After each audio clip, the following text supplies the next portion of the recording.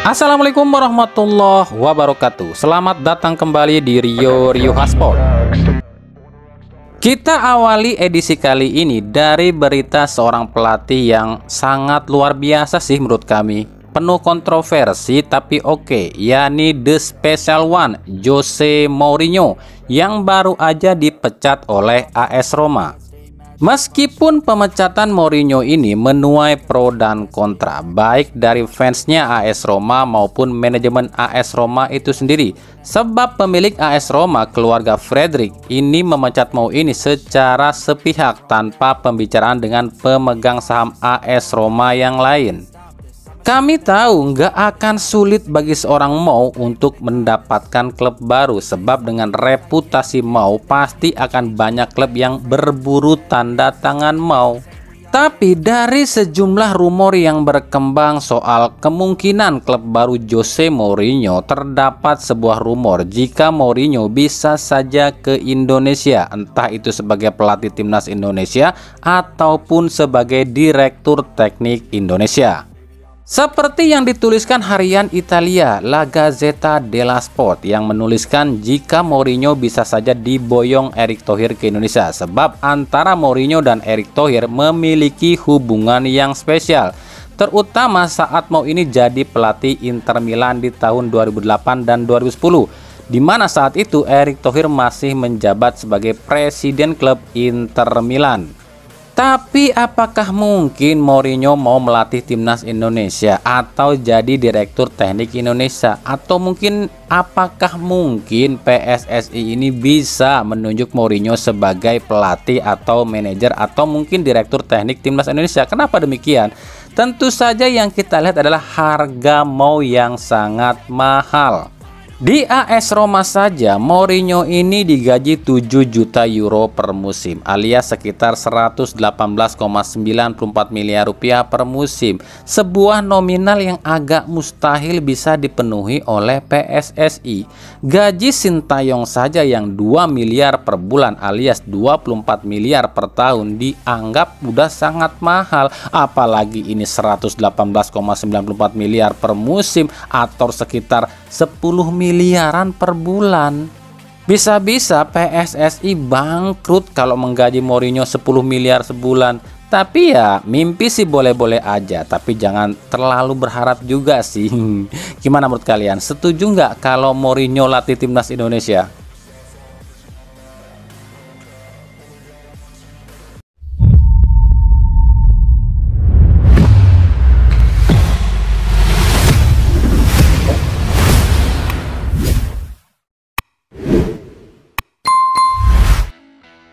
Jika Jose Mourinho melatih Indonesia, otomatis timnas Indonesia ini akan rasa Portugal nih. Sebab mau pasti minta PSSI nyari pemain keturunan Indonesia yang keturunan Portugal atau Brazil.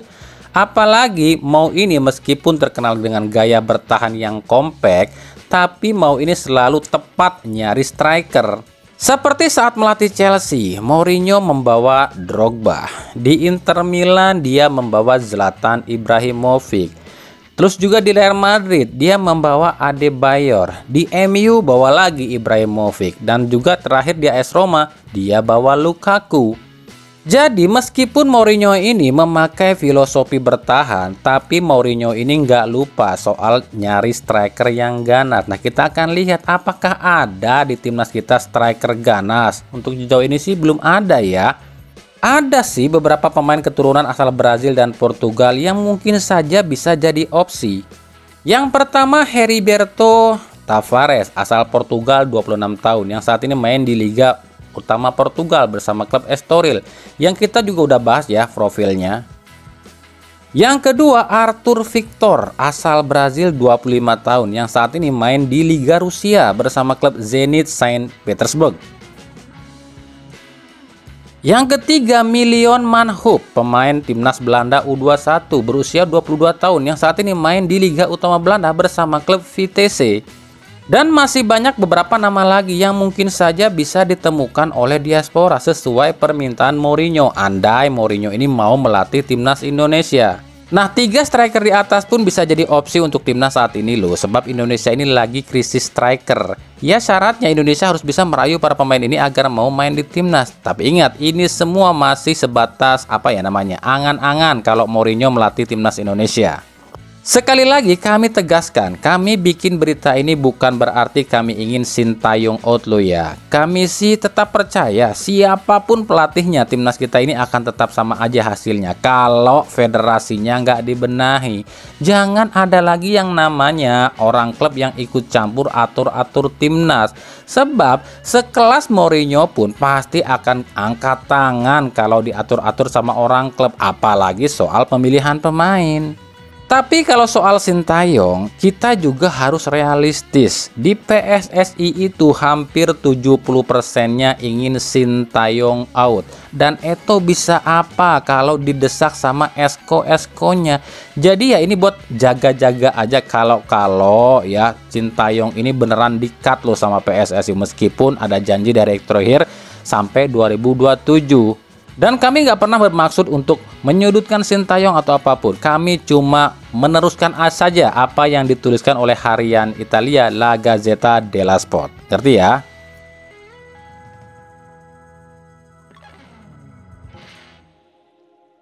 Kita ke berita klub aja ya. Kita mulai dari Persib Bandung. Saat ini udah mulai sepi nih perbincangan atau perdebatan soal tahun lahir Persib yang lagi ramai diperdebatkan antara 1933 dan 1919.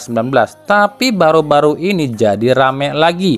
Gara-garanya cuma Persib ini resmi mengubah logo di markas Persib, khususnya di dapur kopi atau Geraha Persib ya, yang tadinya 1933 menjadi 1919. Nah, dengan ini maka bermunculanlah isu-isu atau rumor-rumor di akun-akun media sosial tentang jersey Persib musim depan yang katanya sih akan berwarna merah hitam, seperti yang banyak beredar. Nah, seperti ini ya. Tapi kami pastikan ini cuma postingan orang-orang aja di medsos. Nggak ada sama sekali pernyataan dari pihak Persib apakah akan ganti warna jersey atau enggak. Emang sih kalau jersey Persib berwarna merah hitam kayak gini kelihatannya seger, kayak ada nuansa baru gitu. Tapi menurut kami pribadi ya, ini kok kayak identik dengan Persibnya hilang ya. Persib itu dari zaman baheula kalau menurut kami pribadi ya, itu identik banget dengan biru. Kalau gini kayak bukan ngelihat Persib. Nah, gimana menurut kalian? Tapi ya udahlah ya, nggak usah diributkan lagi. Ini cuma postingan orang-orang iseng aja di medsos. Yang pasti saat ini di Persib yang lagi rame itu adalah pemain asing baru yang tentu saja akan menggantikan Beltrame. Selain Beltrame, kemungkinan juga akan menggantikan DDS. Meskipun ini baru sebatas rumor loh ya. Nama-nama seperti Omid Nazari, Basim Rashid, Romel Morales sampai Bergsonda Silva pun jadi rame nih. Kabarnya dikaitkan dengan Persib Bandung oleh para bobotoh. Bahkan pelatih Boyan Hodak sendiri katanya sih udah denger nih rumor-rumor ini. Tapi beda dengan pelatih-pelatih Persib terdahulu. Biasanya kan kalau ada rumor-rumor soal kayak gini nih, pelatih Persib itu selalu emosi sebab dianggapnya akan mengganggu konsentrasi pemain. Tapi beda dengan Hodak. Hodak mah nyantai wae cenah, da eta mah ngan ukur rumor. Malah Hodak malah seneng nih katanya banyak rumor kayak gini, sebab ini akan membuat para pemain Persib ini nggak bisa leha-leha atau santai-santai. Mereka harus berjuang atau tunjukkan kemampuan yang lebih kalau nggak mau posisinya direbut dengan pemain baru.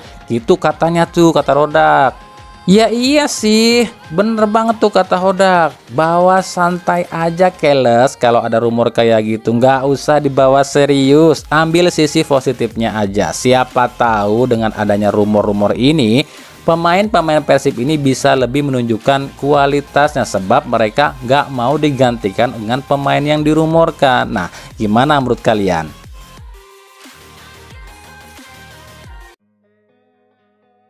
Dari Persija Jakarta, setelah gagal mengintai para pemain Borneo FC yang akan habis kontraknya, ternyata diperpanjang kontrak sama Borneo FC, kini Persija mengalihkan incarannya pada para pemain PSM Makassar.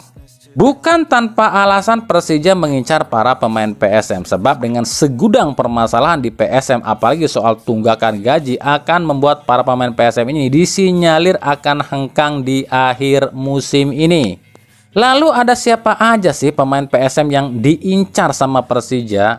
Ada Erwin Gutawa bek tengah, ada duo Sayuri sayap dan bek kiri, ada Victor Detan gelandang serang, Akbar Tanjung gelandang bertahan, dan Kenzo Nambu second striker. 6 pemain ini kabarnya tengah dalam pantauan Persija Jakarta. Jika akhir musim ini nggak diperpanjang sama PSM Makassar, maka Persija bisa mendapatkan 6 pemain ini secara gratis. Tapi apa yakin dengan cuma nunggu doang bisa dapet? Harusnya kan ada pendekatan dong, kalau emang serius.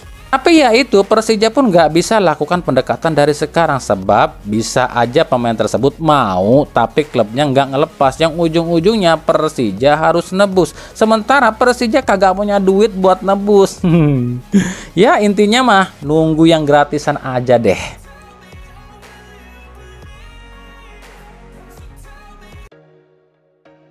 Dari Madura United mulai bergerak mencari para pemain baru, khususnya untuk menggantikan posisi 3 pemain yang kemungkinan musim depan akan out dari Madura United, yakni posisi Koko Ari, Hugo Gomez, dan juga Malik Rizaldi, yang disinyalir 3 pemain ini fix akan berlabuh ke Persebaya musim depan. Posisi Koko Ari di sisi kanan pertahanan ada sejumlah nama yang dibidik, mulai dari Abduh Lestaluhu, Imade Andika Wijaya, dan lain-lain. Kalau Hugo Gomez udah kami bahas kemarin, ya katanya sih mau ditukar tuh sama Ze Valente. Nah kalau posisi Malik Rizaldi ini yang agak susah. Madura United ini mengincar beberapa nama seperti Irfan Jaya, Witan Sulaiman, Egy Maulana Fikri, hingga Sadil Ramdhani. Ya kita lihat nanti aja ya di akhir musim atau di awal musim depan kali ya.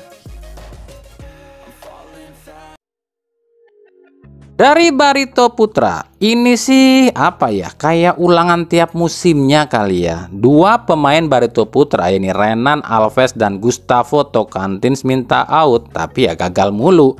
Di jendela transfer kemarin pun sama, Renan udah resmi pamit tapi nggak dilepas, akhirnya balik lagi.